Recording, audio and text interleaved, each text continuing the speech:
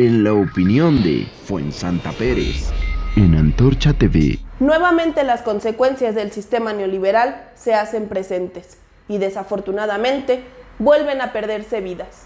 Otra vez es el pueblo el que sale perdiendo.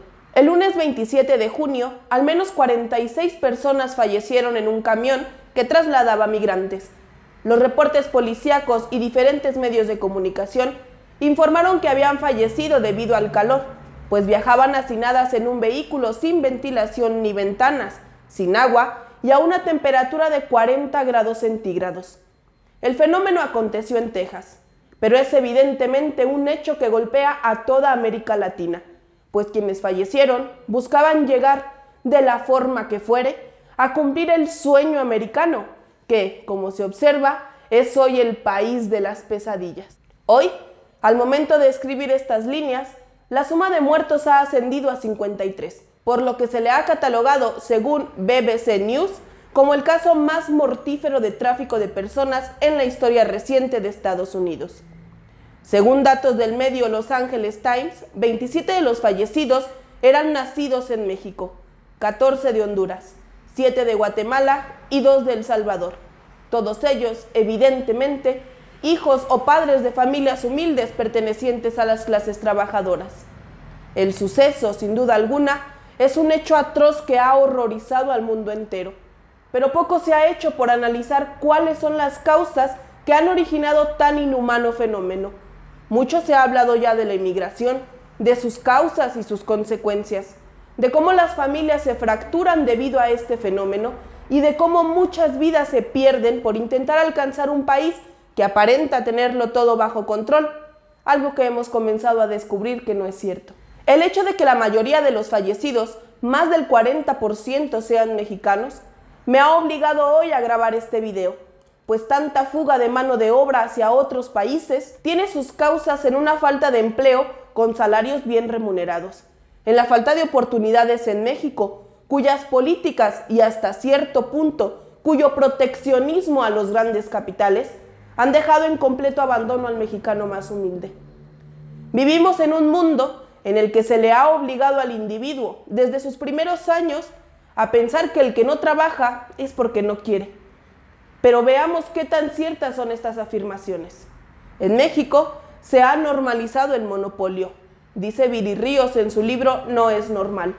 Esto quiere decir que las grandes empresas son las que acaparan con sus mercancías todo el mercado, dejando prácticamente a las pequeñas empresas con las migajas que éstas pudieran rescatar. Pero esto no es nuevo, pues en 20 años, según la misma Viri Ríos, las empresas más grandes prácticamente siguen siendo las mismas.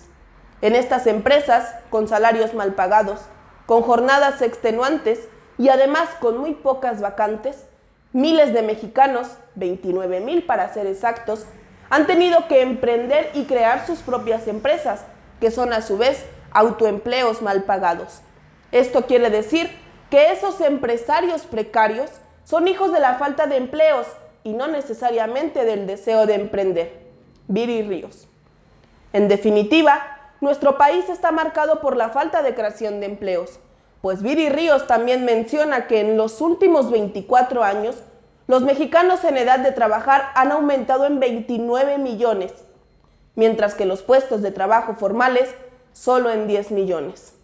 Esto quiere decir entonces que en todos esos años se generó un empleo solo para el 34% de las nuevas generaciones, pero a esto todavía tendría que agregársele la gran cantidad de desempleados que existen. Y ojo, porque hablamos solamente del empleo formal, que está por debajo del 50%, pues para marzo de 2022, según datos de Statista, la población que labora en la informalidad es del 55.9%. Así que es evidente que en países donde no hay empleo y donde los salarios de los que lo tienen son bajísimos, las familias busquen a toda costa, incluso a costa de su propia vida, partir en busca de mejores oportunidades laborales. Fenómeno que ha generado que México se posicione como el primer país en Latinoamérica con más emigrantes hacia Estados Unidos, pues en 2020, último año del que se tiene registro, habían emigrado 11.2 millones de mexicanos, muy por encima del segundo lugar, que es Venezuela, de donde emigraron 5.1 millones, y a quien le sigue Colombia, con 3 millones. Esta realidad no es novedosa para nadie. Es algo que ha existido durante muchos años y que seguirá existiendo hasta que no cambiemos la situación laboral en la que nos encontramos. Debemos entender que si alguien tiene poder, eso significa intrínsecamente que alguien más no lo tiene. Y esa es exactamente nuestra situación como país. Pues mientras sigamos dependiendo de países como Estados Unidos, nuestra situación no va a cambiar y miles de vidas de compatriotas seguirán perdiéndose año con año. Urge, pues, un plan de acción desde la silla presidencial que tome en cuenta la gran mano de obra que hay en nuestro país y que se mejoren las condiciones laborales. Pero para ello es necesario también que quien se siente en esa silla vea y entienda cuáles son los problemas de la clase trabajadora. De no ser así, ningún iluminado o mesías logrará cambiar el rumbo que, evidentemente, nos está llevando al despeñadero. Que conste.